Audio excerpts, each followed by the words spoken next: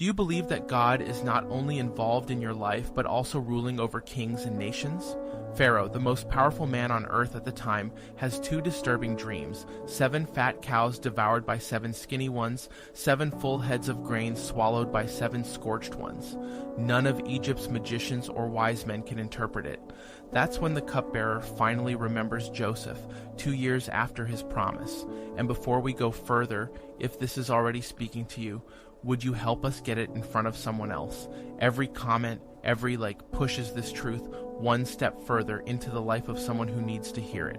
Joseph is pulled from the pit and brought before the throne. Pharaoh says, "I hear you can interpret dreams." And Joseph replies, "It is not in me.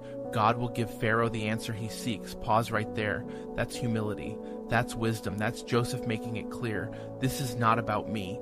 This is about a sovereign God who speaks to kings. Joseph explains that the dreams are one and the same: 7 years of abundance followed by 7 years of severe famine.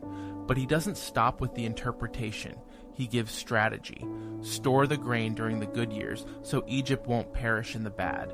He doesn't just reveal the problem, he brings a spirit-filled solution.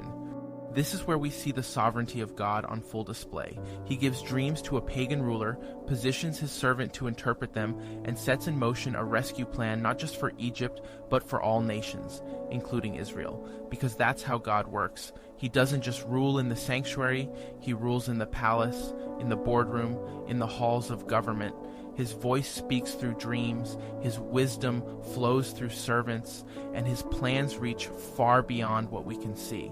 So if you're wondering whether God is really in control over economies, over leaders, over global crises, Genesis 41 says, yes, absolutely. He raises up kings and humbles them. He warns, he prepares, and he saves. You may feel small in the face of all that's happening in the world, but take heart.